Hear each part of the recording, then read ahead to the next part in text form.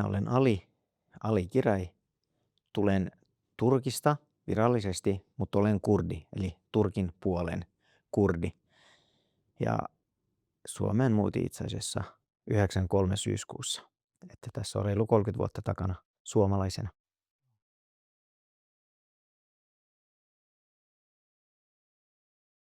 Öö, Tällaisena maahanmuuttajataustaisena yrittäjänä, niin rohkenen sanoa, että kyllä minä, kuten todennäköisesti monet muutkin maahanmuuttajataustaiset yrittäjät, niin vähän olosuhteiden rohkaisemana yrittäjyyteen ajautuin. Minulla on sen verran pitkä ja jossain määrin kivinen, mutta mielenkiintoinen tie yrittäjyyteen, että en valinnut enkä edes halunnut, eikä kukaan suositellut. Päinvastoin siihen aikaan vielä oli se, että käytännössä olet idiootti, jos lähdet yrittäjäksi asenne. Niin kun olin koulussa opiskelija ja näin, niin oli vain hölmöläisten tie lähti yrittäjyyteen. Ja isäni silloin kielitaidottomalta heikosti suomea puhuvana, joka tosin vähän niin kuin joka paikan höylä pystyi tekemään monennäköisiä töitä, mutta ei kelvannut suomalaisessa yhteiskunnassa mihinkään, niin hänellä oli tavallaan pakko lähteä yrittäjäksi. Ja kun hän lähti, mutta vailla hyvää kielitaitoa, niin tuli kaiken näköisiä kielellisiä haasteita siinä yrittäjyystoiminnassa. Ja eikä vielä siihen aikaan ollut näitä niin kuin asiantuntijoita, tukiverkostoja, tulkkipalveluita olemassa, niin ainoa tuki oli sitten oma lapsi, joka oli oppinut suomen kieltä nopeammin, niin sitten vaan otti lapsensa mukaan aina eri paikkoihin ja sitten esimerkiksi kirjanpitäjä tai verotoimisto tai näihin ja sitten yritti näitä yrityksen asioita hoitaa sillä tavalla. Ja siinä mukana sitten lapsi, joka tulkkasi yrittäjyysasioita isälleen, joka ei kuitenkaan ymmärtänyt niitä, joutui tekemään käytännössä jonkin ajan päästä niin päätöksiä yritykseen liittyen, kun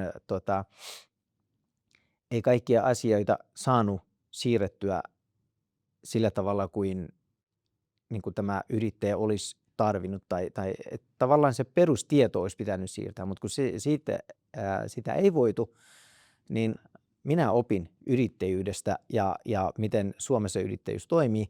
Ja sitten isälläni oli se, että se oli se turvasatama, että hän sanoi, että pitääkö tämä tehdä vai ei, kuten että pitääkö maksaa vai ei. Niin sitten mä olin sille, että kun sain sen tiedon, että miten asiat toimii, niin sitten vaan tein päätöksiä, että kyllä tai ei tai näin pitää tehdä. Ja sitten hän vaan teki kun ei ollut oikeastaan muuta vaihtoehtoakaan. Ja näin pikkuhiljaa minusta kasvoi yrittäjä, joka sitten ymmärsi yrittäjyyttä enemmän ja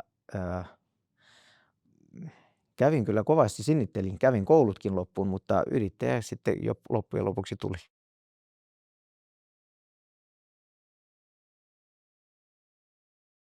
Mä oon itse asiassa ammattikorkeakoulun tradenomi, on virallisesti kansainvälinen liiketalous Kouvolasta, valmistuin 2009 BBA, eli International Business Bachelor nimellä, niin englanninkielinen kansainvälinen liiketalous.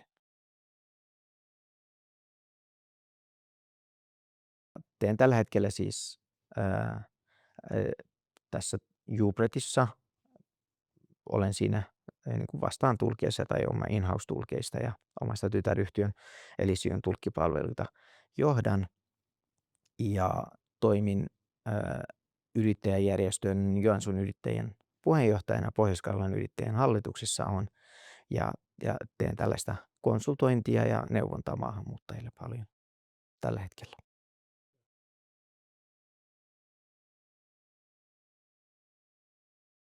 Suurin tukeni oli isäni kirjanpitäjä Kaarina. Hän semmoinen vanhempi rouva kirjanpitäjä, joka mä itse asiassa ihmettelen vieläkin, että miten hän jaksoi. Mutta hän jaksoi, tiedätkö, kun nuori poika tulee kyselemään isänsä yrityksen asioita, niin hän jaksoi tuntitolkulla selittää jonkun jäännösveron, niin että mistä se tulee, miksi se on olemassa. Se jakso kertoi. muistan yhden tärkeimmistä asioista, mitä opin yrittäjänä, ne oli niin kuin arvonlisävero. Että miten niin, joka kuukausi 12 päivää piti maksaa se, ja me ei ymmärretty, miten se syntyy, miten me voidaan vaikuttaa siihen. Hän jaksoi selittää minulle tuntitolkulla. Se ei velottanut niistä tunneista, mutta se jaksoi selittää. Ja hän itse asiassa varmaan teki minusta sen yrittäjän. Hän oli mun suurin tuki. Hän osasi niin kuin tavallaan ohjata, että täältä saat tietoa, kysy täältä. Että tällaista niin kuin perus, ää, ehkä se herätti luottamuksen, että se välittää. Ja sitten se vaan jaksoi, että täältä saat tietoa. Vaikka ei itse osannut, niin se yritti. Ja tämä oli tosi tärkeää. Hän oli mun suurin niin kuin, tuki tai henkilö, joka teki minusta yrittäjän.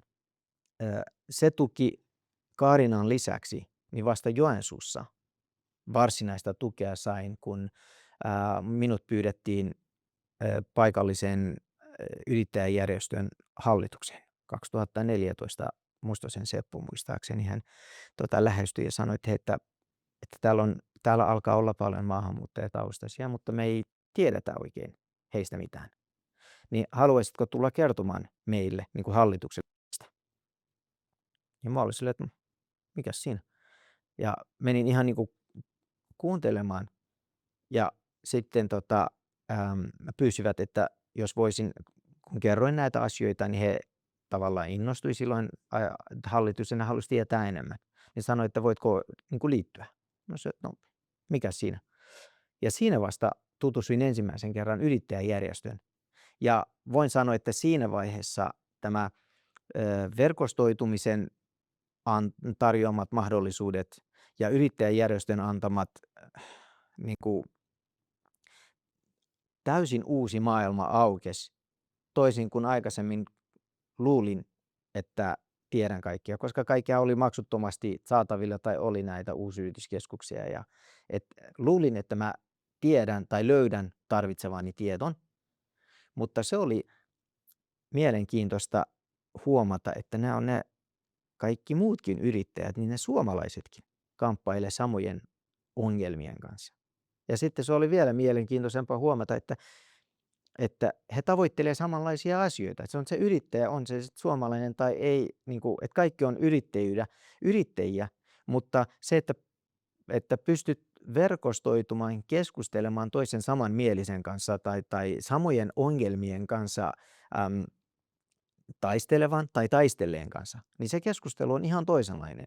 Ja sitten se taas niin kuin näytti minulle, miten tavallaan syrjäytynyt tai vähän tietoa minulla olikin ja miten paljon muita potentiaalia on. Ja se antoi mulle tämän verkostoitumisen niin kuin tuen. Ja se vahvisti minua yrittäjänä entisestään, että silloin periaatteessa sen yrittäjäjärjestön tutustumisen jälkeen niin mun yrittäjyysura lähti ihan toisella tavalla vähän niin kuin ammattimaisemmin ja itseluottamusta puhkuen eteenpäin.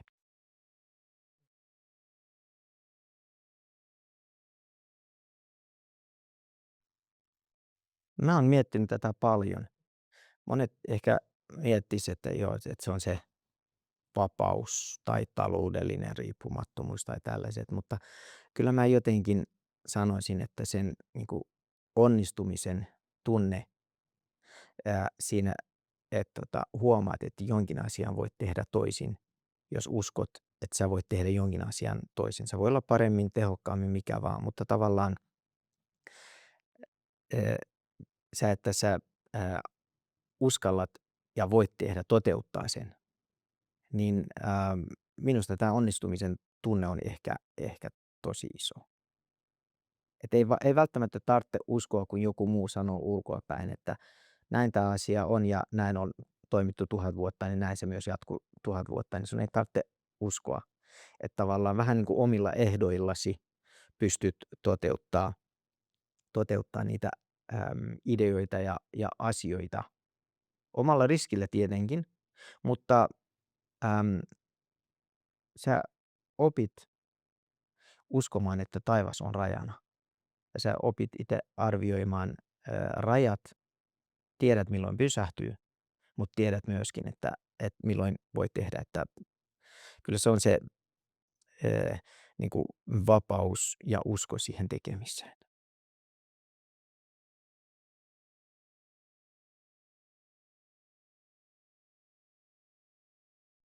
Virkamiehet. No, okei, se tuli vähän suoraan, mutta monesti minä olen työskennellyt niin kuin eri paikoilla, olen ollut luottamustehtävissä, olen ollut hyvin paljon tekemisissä niin yrittäjänä kuin asiantuntijanakin virkakoneiston kanssa.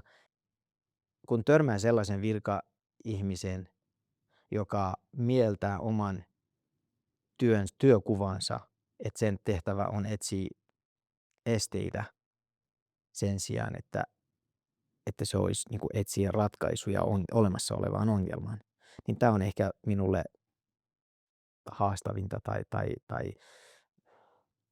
tai vaikeinta niellä. Joskus toinen haastava tekijä on yksinäisyys.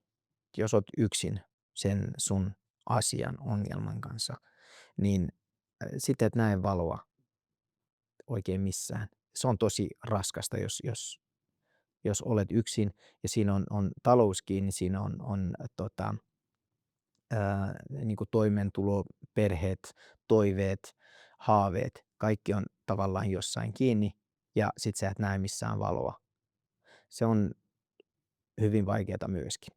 Ja tähän niin kuin liittyen, että viranomaisten tuki olisi minusta, se on ensimmäinen, mitä mieleen jolahtaa, että ottaa yhteyttä. Mutta jos sielläkin on sille niin kuin suora seinä edessä, niin sitten se usko, että se valo palaa tai tulee jostain, niin se tuntuu kaukaiselta.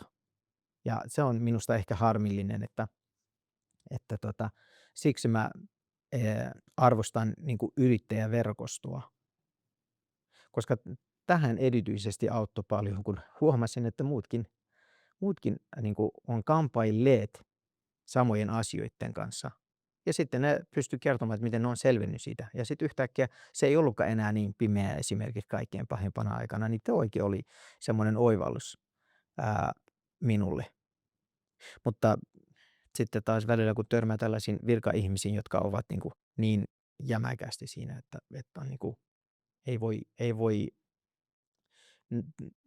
että vaikka siellä olisi se valopilkki sinne heti nurkan takana, niin ei voi katsoa edes sinne, kun se on nyt päätetty, että se on näin päin. Nyt ollaan täällä. Ja se on vähän haastavaa.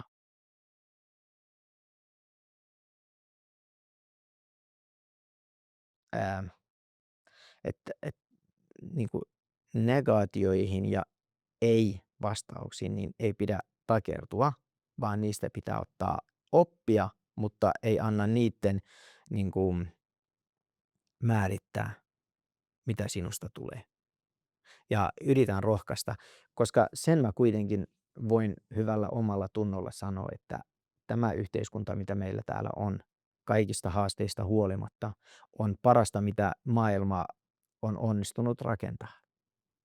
Tämän parempaa en usko, että löytyy oikein mistään, missä on tasa-arvo ja ihmisarvo, oikeus ja mahdollisuudet, siis koulutus, kehitysmahdollisuudet ja kaikki rajattomat ja puolueettomat tiedot, mahdollisuudet, niin että se kaikki kohtaa, niin en usko, että maailmassa on toinen yhtä hyvä paikka, kolkkaa, missä tämä kombinaatio toimii, niin täytyy arvostaa tätä ja sitten uskoa siihen tekemisiin. Ja totta kai aina tulee näitä, ei näin, ei tule, ei, niin kuin, ihmiset, jotka eivät monesti itse katso näin, että ihmiset, jotka ovat omat haaveensa kadottaneet jossain matkan varrella, niin heidän on helpompi sanoa, että ei tästä tule mitään idealla. Niin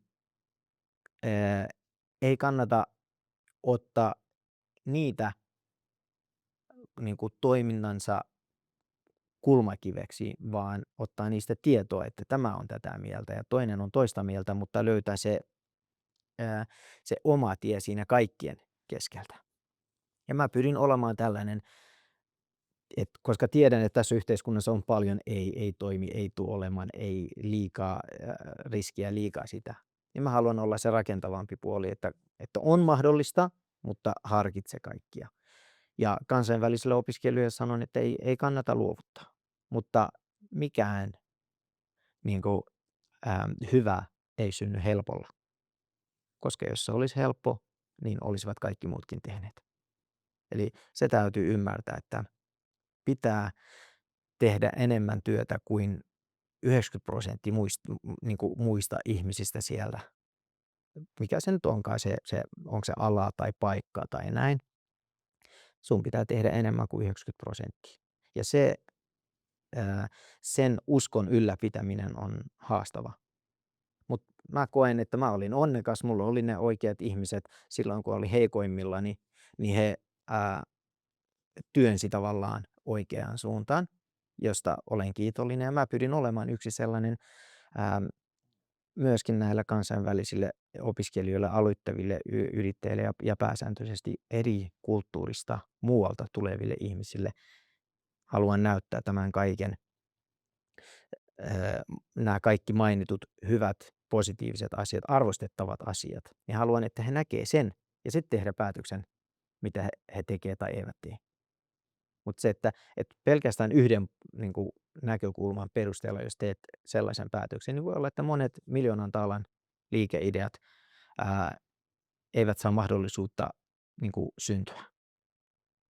Ja en tiedä, sanoisin, että ei pidä luovuttaa, mutta pitää hakea mahdollisimman paljon niin kuin, tietoa ja mielipiteitä, jos itselle ei ole sellainen vahva.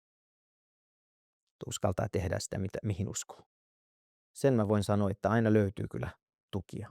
Aina löytyy apua. Että se on taas yksi kauneus tässä yhteiskunnassa, että tämä on yksi asia, mitä yritän kertoa heille, että sun pitää kysyä, mutta sitä löytyy. Ja se on monesti ilmasta ja suurella todennäköisyydellä se on luotettavaa, toisin kuin muualla maailmassa. Ja tämä on tosi iso kansainvälisille opiskelijoille niin kuin iso asia saada uskomaan, että voiko näin olla. Niin kuin tyyliin, että haet Business Joensuun palveluita, niin uskallatko luovuttaa kaikki nämä tiedot, taidot, sen omasta mielestä maailman parhaan liikeidean, uskallatko luovuttaa?